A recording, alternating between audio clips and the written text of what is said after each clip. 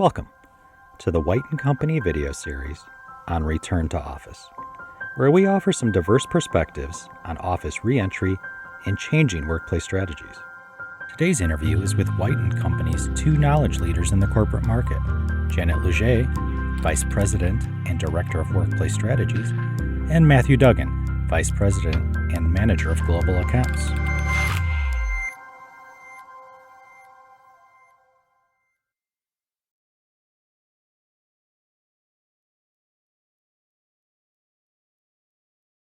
Hi, I'm Janet Lougée with Wight & Company. I'm a Vice President, also Director of Interiors and a Workplace Strategist. We're having a conversation today to tie into a series we're doing on return to office. We've spent some time interviewing CEOs, and our final presentation will be based on a conversation Matthew Duggan and I are going to have today about our clients. Hi, I'm Matthew Duggan, Vice President and Corporate Market Manager at Wight & Company. I head up our global accounts at Wight. So Matt, I'm going to start with, this has been a long year and a half. And we've been through a lot, from social distancing plans to one-way traffic plans, all that. But what do you see your clients doing now that we're this far along with a remote and hybrid workplace? Many of our global clients were already embarking on a change in their workplace, and this was more in response to a mobile workforce that they were seeing. The pandemic has only accelerated those changes. So in some ways they were far more advanced than, and maybe better prepared to handle this remote hybrid work environment that seems to be unfolding here. Absolutely. I think what has happened is the pandemic has accelerated that, and it's also kind of brought that into a different company that may not have had those more progressive workplace ideas. So their free addressing, so to speak, which was their answer to a lesser occupied building, allowed less numbers of one-to-one ratios of an office to a person or a workstation to a person, and provided maybe more space for amenities. Correct. They would underbuild the office portion of the space. What that means is if they had a head count of, say, 200 employees, they would build it for 150, knowing they would never hit that capacity. And what that did is that allowed them to kind of introduce new space types within their office. What I've seen them doing since the pandemic has started is take a step back and reevaluate their design standards. Both their space standards, can they provide distance between their employees? Also, some of the material choices they're looking at. Are they selecting things that are antimicrobial, that won't propagate the spread of the virus? In addition to that, they're also studying the air quality and the indoor air quality. Does the building provide proper ventilation? Is there a thing they can do to improve the filtration of the systems? So here's what I'm seeing. The work I handle is primarily the clients who are what we call transactional based, where they have a lease and the lease is about to expire. So in their cases with respect to air quality, they're looking to their landlord to say, what are you doing for us? And whether it's changes of amount of fresh air within this building system being done primarily multiple times at night, or adding MERV 13 filters, that's one approach. Some tenants, as we found out, have even pushed the landlord farther and said, could I put in a bipolar ionization system within our tenant space? And one of our clients has chosen to do that. And it's a fantastic approach because there's such a sense of safety, not to mention the fact that it is very effective.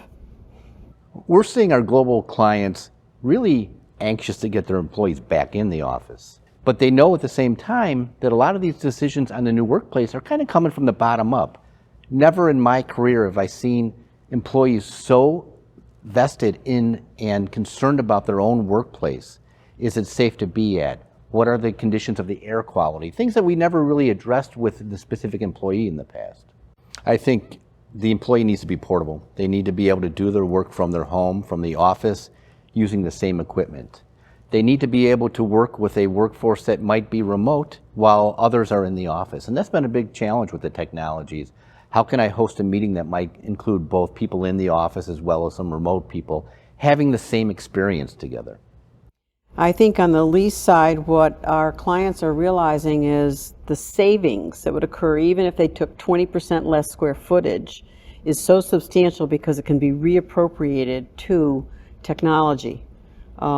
And people are now trying to establish a larger space for that technology, but also one that's flexible and can be multi-purposed. Are you seeing anything with respect to culture as a strong concern in your global work? We are. I think that's going to be one of the biggest challenges for companies, how to get their employees to not only adapt, but really kind of engage with the culture when they're maybe working only 2 or 3 days within the office. Equally concerning is how do you bring on a new employee and really have them fit into the office environment? To me, culture always came out of that casual interaction within the office. Employees kind of created that vibe in the office. And when the employees will be working both from home and also in the office, it's going to be more difficult for companies to take advantage of those moments together to kind of build their culture. I also think a big challenge might be the we versus they. You have the remote worker primarily, and then you have those who come and go. I agree. Being a manager, it's difficult for me to mentor remotely. I've always had that over-the-shoulder method of mentoring. I can hear things, I can kind of see on the face of someone struggling.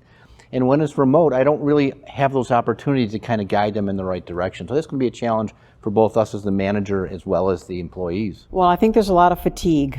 Number one, we all face that wall of Zoom fatigue, no question. I think that I'm a little bit beyond that personally now, and I think people have adapted well to the program and are more in sync with it, right? But when you're in a remote situation, there is no change in your pace and knowing that you've begun and ended something. You come to the office on a train, you get to the office, you work, you go home on the train. You have that real break. You don't have that break at home. The true benefit is for those who have children, they're seeing their children in a different way. Whereas before, the mom might go home and at 7 o'clock the kid had been put to bed and they maybe kissed him on the cheek and that was it. And now they're experiencing their lives more. I agree. We're learning how important that is throughout the day to kind of balance those times. Not only does it allow you to get some of those chores done, it gives you that mental break from the office for just that short period of time to allow you to refocus for the next meeting. Let's put a prediction on the table. We talked about we see a major paradigm shift occurring here. We're not quite sure what the answers are, but I bet you may have some insight as to what, if you had to guess, in 2 years from now, what do you think we're going to be seeing? What will it look like? I would say in the future, gone will be that dense work environment, the 5-foot wide benching systems and the populated office heads down work. But what you will see will be that communal space and that collaborative space mixed in with some heads down, some private phone rooms, some Zoom rooms. I think you're going to see the hours of the day go away. I think you're going to be seeing people coming in at 6 a.m. and people leaving at 10 p.m. and their paths will cross throughout the day. But it's going to allow the individual to kind of select what their work schedule wants to be. Thank you for this conversation. And I don't really know what to say because there aren't any really ready answers. But I will say that with everyone's concerted collaborative effort to keep conversations alive and be truthful and authentic about what we're experiencing is most pertinent. I'm finding myself more of a strategist today than ever, but it is also with the wonderful additions of HR, IT, and all our other clients' adjunct functions that really is bringing us all together to provide better solutions, because it is an integrated one that we're looking for. Thank you for today. Thank you.